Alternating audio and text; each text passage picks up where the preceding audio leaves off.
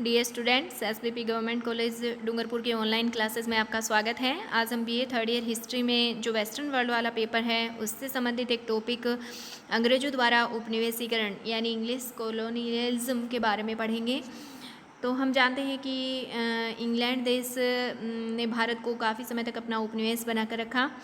सन 1600 ईस्वी में कंपनी स्थापित की गई थी इंग्लैंड में और इंग्लैंड का उद्देश्य था अपने उपनिवेशीकरण या उपनिवेशवाद को बढ़ाना ताकि देश के व्यापार को ज़्यादा से ज़्यादा बढ़ाया जा सके।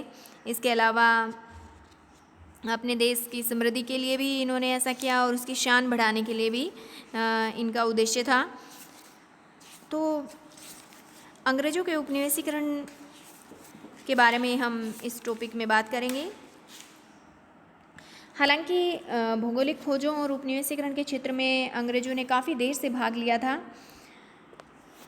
प्रारंभ में जो अंग्रेज़ नाविक थे वो स्पेन आने वाले जहाज़ों को लूटकर ही धन अर्जन में लगे रहे। इंग्लैंड का जो राजा था हेनरी सप्तम, उसने 1497 ईस्वी में जॉन कैबट नामक एक इटली के नाविक को चीन और भारत जाने का जलमार्ग खोजने के लिए भेजा था, परंतु कैबट अपने लक्ष्य तक नहीं पहुंच पाया और उत्तरी अमेरिका के तट पर जा पहुंचा। उसने इस द्वीप को नाम दिया न्यू फाउंडलैंड।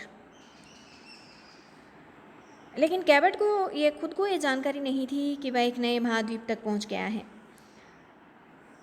बाद में कुछ अन्य अंग्रेज नाविकों ने उत्तर पश्चिमी जलमार्ग खोजने का प्रयास किया था, उन्हें भी सफलता नहीं मिली थी। 1533 में इंग्लैंड के फ्रांसिस ड्रेक ने भी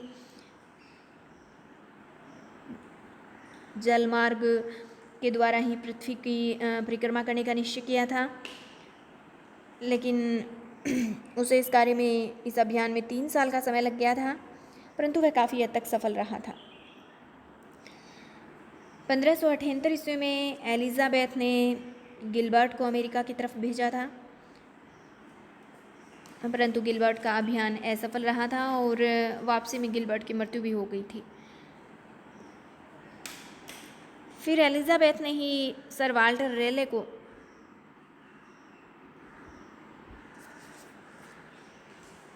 उत्तर में सेंट लॉरेंस नदी और दक्षिण में फ्लोरिडा के बीच के जो प्रदेश थे वहाँ पर अंग्रेज़ों की बस्ती बसाने की अनुमति प्रदान कर दी थी और इस क्षेत्र का नाम वर्जीनिया रख दिया गया था। बाद में 16वीं सदी में इंग्लैंड में बहुत सारे आर्थिक परिवर्तन हुए, कृषि का भी व्यवसायीकरण हो गया, लेकिन व्यापार में जब मंदी का दौर आया तो उनके अनेक मजदूर बेकार हो गए। अब वो इंग्लैंड को छोड़कर जाना चाहते थे। इसके अलावा कुछ उद्यमशील व्यापारी भी चाहते थे कि वो दूसरे देशों में जाकर अपनी पूंजी लगाएं। तो 16वीं शताब्दी में ही कुछ साहसी लोगों ने विश्व के अन्य देशों के साथ व्यापार करने के लिए कंपनियां स्थापित कर ली थी।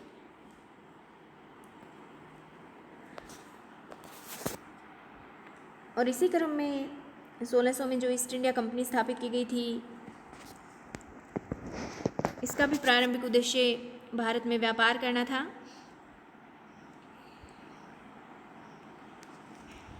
लेकिन बाद में धीरे धीरे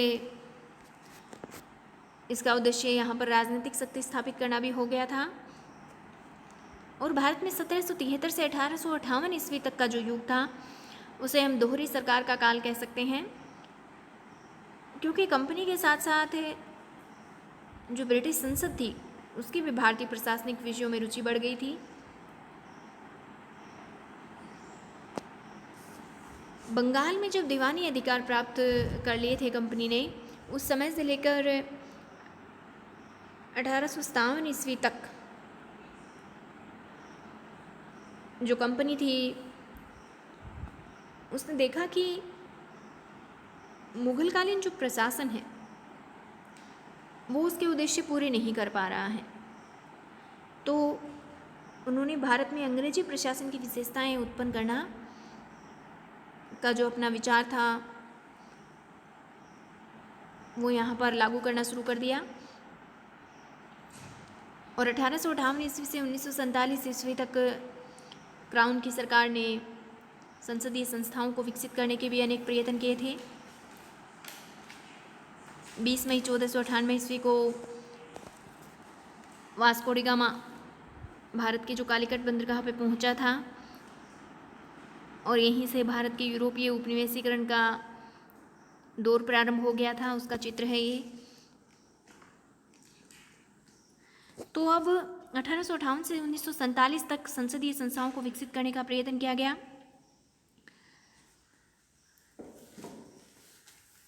और रेगुलेटिंग एक्ट यानी 1773 से प्रारंभ होने वाले संवैधानिक विकास के चरणों के अंतर्गत आगे 1813 ईस्वी का एक्ट 3361, 1893 ईस्वी, 1909 ईस्वी का अधिनियम, 1919 ईस्वी, 1935 ईस्वी के कुछ महत्वपूर्ण अधिनियम पारित किए गए।